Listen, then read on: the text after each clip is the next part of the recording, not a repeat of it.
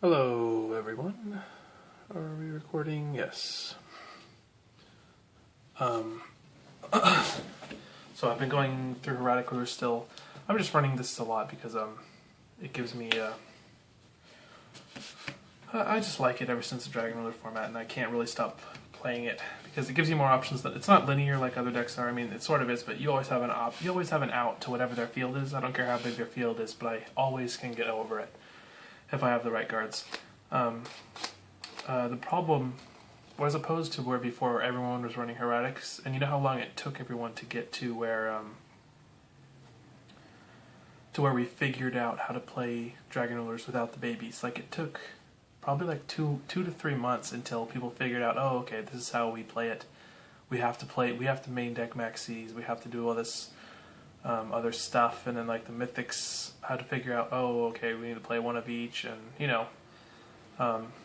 it's like it took a while in order to figure out exactly how it was supposed to play. And so I think hieratic rulers could be a lot farther along because there's you have quite a few card spots that can be switched out where you have the main structure of the deck, like you used to have the 3 of each Dragon Ruler and the tuners and stuff, but you have the other slots that you could mess around with. So it's just finding the right cards to fit in those slots and finding the right draw engine and figuring everything out. And it kind of makes the deck plays totally different, like speed-wise on whichever version you're going with. So this is what I've been playing. I switched away from how I was playing it before. So I switched the rulers out. You'll see the Tempest is gone, so I took out the Luster. The problem with Hieratics is I never really explained it in the last video, but it has problems. What I thought the problem was, if you're playing the cardcar D version, then it leaves you really open to attacks from your opponent. And like if they're playing like Hoban Mermails, where they're playing like Triple Gundi and they get like a strong opening, which happens a lot, then you could be in a really tough spot if you draw cardcar D, especially if you draw multiple cardcar Ds. Then you basically have a lot of dead cards in your hand, and you never really have the opportunity to summon them. And like if you're playing against Fire Fist, it's the same thing. They're going to get free cards off Bear, and then they're going to just start locking you down with the free cards, all because you tried to summon a card off cardcar D, and you're giving up a whole turn, and you can't even wing beat on the turn you cardcar D. And there just wasn't enough like normal summons. You got special summons and stuff, but it just seemed so fragile. And then like they were playing Skill Drains, and I think Skill Drain can be good if you get the combo off first turn, you get your rulers in the grave.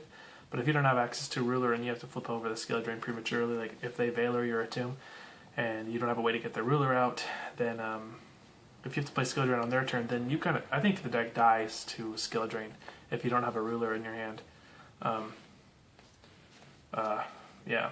I mean, it can if they have a big attack monster or something. So I'm playing the 3 rulers. I took out the Tempest because the Tempest only removes the Dracosac.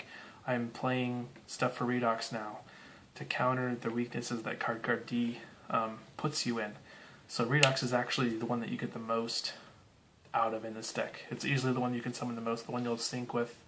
You can get the most out of the Redox. So Redox is really important. I would banish one of the other ones if you have to before I banish the Redox. It's one of the reasons it put me in a tight spot banishing the wrong one. Still playing the same 3.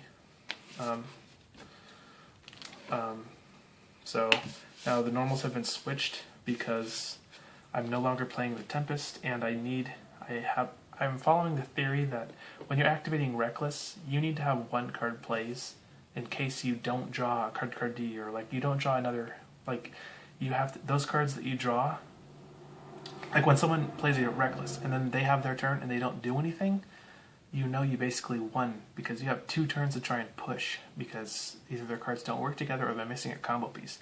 So I'm playing 1 card, like 1 card that can do a lot. It's kind of just a theory, but I think it's solid that this deck needs like 1 card plays. So the card that I've added is BLS. So in order to play the BLS, I have to have the 2 darks that I can go off of, because if I'm playing the 3 Dragard still, so if I remove this dark, then I need to have access to the second one. The only difference that this makes is that if you do the Tefnuit, if you want to do the Dracosac play in the beginning and you summon the Tefnuit and then you go with Labradite, that means you're going to bring out the second Labradite, and then when you go to special the second ruler from either a shrine or from your hand, you have to banish one of these in order to do it, because you'll have two of these under in a tomb, you know, two under in a tomb you'll detach. Like, and then you'll have these two in the grave, and then you'll have to remove them. So that means if you don't have a Dragard or something, your BLS can remove. If you have to play the BLS, you could be removing this one. That's really the only downside. Where you could lock out a BLS, or you could lock out your Dragards, but you still have this to Dragard, but it's not nearly as good as this in most matchups. Then here's the 3 Dragards, still the same. I still think Dragard's one of the best cards in the deck. Most decks have problems getting over it, and you can just stall with it like for days. Important thing is to note you don't have to go battle phase, so you can just go main. You can just go to the end phase. Just go main phase 1, do some stuff, pop. If you don't have answers to stop, you might not want to do anything because they might have a torrential. But if you know they have a Fiendish Chain or Mirror Force or something, you can just go end phase if you know the deck has no outs. Like some decks don't have any outs, like Mermails, so they can only make their own Leo and smash into you. The BLS, this is following the 1 card, and it really helps versus Mermails. That's really the deck that this can have problems with, so that's why I'm main decking Maxis, and I'm playing this because it helps versus Mermails a lot. It helps versus really everything except for, like, Evil Swarm. Then I'm playing 2 cardcar D. I'm only playing 2 because I don't want to. I'm putting the Recklesses, so I don't want to. Whenever you activate cardcar D and you draw that second cardcar D off of it, unless you're playing a deck that plays a lot of traps, and you're kind of hosed, because then you're going to have to. You basically used it 2 turns. And it's like, you want to play the draw cards. I don't mind drawing a cardcar D off a Reckless, but I really don't want to draw a cardcar D off a cardcar D. Because then it's just rough. You just gave up your whole turn to basically just exchange the cardcar D out for the new card, because you're never going to get to play that second cardcar D, unless you're playing like a stall deck. But against like a tier 1 deck that, not this, I've lost, I don't really want to get into a tournament report, but it was just frustrating, we can say the least. Then 3 Maxis, this is what gives you the upper hand in the Mermail matchup. None of the Mermails are main decking Maxi, so this is what really protects us. What I'm playing is hand traps that protect me from Mermails, from getting OTK'd in order to play the cardcar Ds. So the 3 Maxi I think is obligatory. The only way you'll lose, really, you can lose to Fire Fist with this because I took out a wing. Well, I'm getting ahead, but I took out a wing beat. That was another change, so now I'm only playing 2. If you don't draw a wing beat game 1, you can have a really hard time versus Fire Fist. And the Maxis are okay, but if they go Wolfberg and you don't have an answer to the Roach or whatever they put out there, then you could be in trouble. So the Maxis aren't that great versus Fire Fist and stuff, but the Frosts I'm really iffy on. I was playing the Frost because they're darks, and so they work better than Ferret, and they can change face down problem cards like Dweller and like Roach and like Bear, and they can just stop the attack, and then you have a Dark in the Grave to BLS with, and then you can do a lot of cool things with. You can turn off a lot of problem monsters with Frost, like Ophion and Yamato. You can do a bunch of cool stuff with it, but I don't think I can reliably play it in this deck anymore, because when you do it doesn't have that much synergy. It has synergy with cardcar D, but not the rest of the cards. When you go, let's say you go turn 1 and you do the combo, then you have Ghost Trick Frost, it's dead. And if they kill all your field, this doesn't do anything to protect that. And then once they've killed the field, then you're pretty much just doing ruler summons. You could do ruler summons for a long time if you have like seals, or you have like another 2 Hieratics in your hand, which is entirely possible. But this doesn't protect that field, and that's really what I want to be doing, is protecting that field. And I was playing this to prevent getting OTK'd, and what I was losing to, I played against 5, this weekend I played against 5 Cyber Dragon decks in basically a row. And this doesn't do enough versus Cyber Dragons, and they seem to be taking over at my locals. Like, they're actually taking over. So 3 Maxis, very important. I wouldn't cut these. And then 2 Frost. 3 Maxis are always like a 1-for-1, so it's kind of like you're playing Upstart Goblins. I'm refusing to say Hobins because, come on. 3 Seal, 2 Shrine. Playing 2 Shrine because I'm only playing 3 Rulers, and you really want to have 1 in your hand opening. And I think playing 3 Rulers and 1 Shrine, you won't get the combo off enough. But if I have to cut something, I really want to play another Trap. And if I have to cut something, it might be the Shrine. 2 Wing Beat because 3 Clogs. I really like having 3, and I'm siding the 3rd one. Versus like Fire Fist and stuff. But if you're playing against a deck that doesn't set a lot, you don't actually need to have the the third one, and the third one can clog you if you're playing against like mermaids or something. I mean, it's still really good, and you can lose because if you don't have the wing beat and they like torrential you. But I think it creates hands that are cloggy, and I just want this to be consistent. And the cardcar D goes partly. The cardcar D and the recklesses go a long ways in finding these wing beats, so where you don't have to play 3. The one trap that protects us, the breakthrough, solves problem cards. This is the trap that I want to put in. Is I want to put in a second breakthrough because I'm going to change out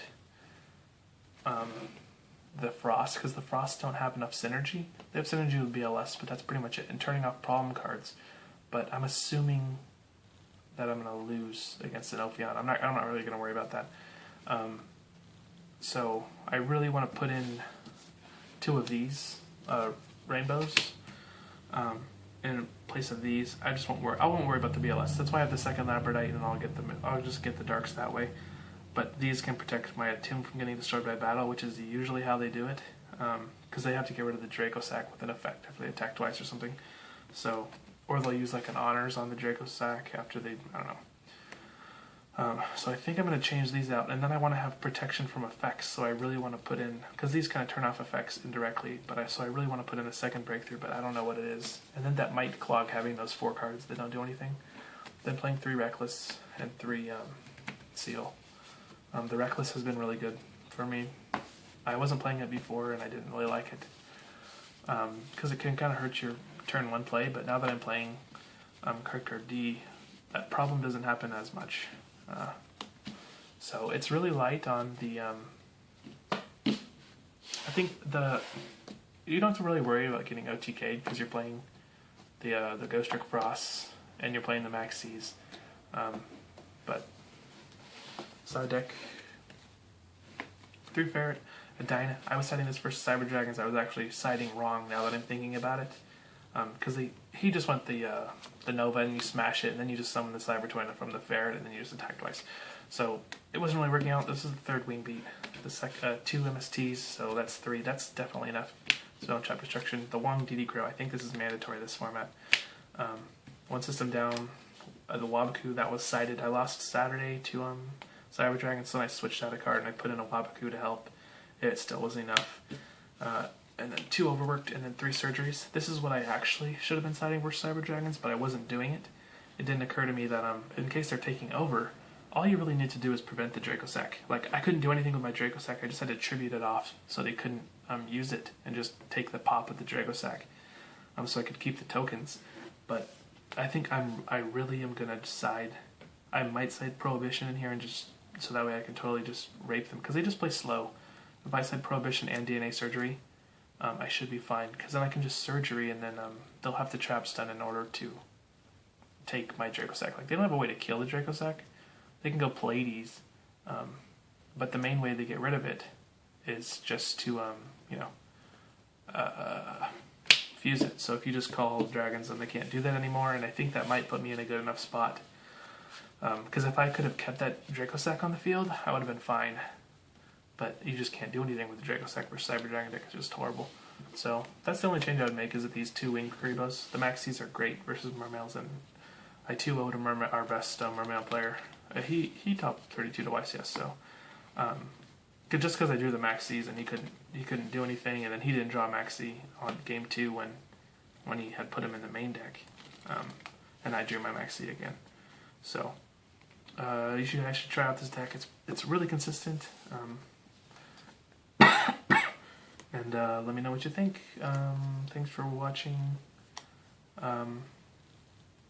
I really am liking this format less and less with that Cyber Dragon deck. If you start having to play against it, it's worse than playing against Chainburn. It's worse than playing against Dark Worlds, I think, because you're just sitting there for turn after turn, and it's not like Chainburn where you have an idea of where you are.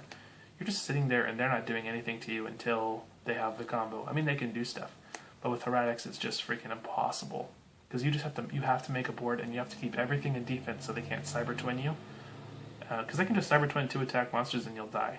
So it's like you have to attack with your dragons and then summon a Draco Sack in defense, and then you can't keep it there, so you have to tribute it. It's like so much work, and then you just end up losing to a power bond anyway because it's fucking gay.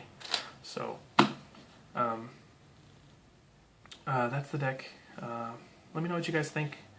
I don't really post that many comments on anybody's videos, so I'm not surprised you guys aren't posting that much anyways either. Thanks for watching. Really appreciate it, and hope you guys are having a good time this format.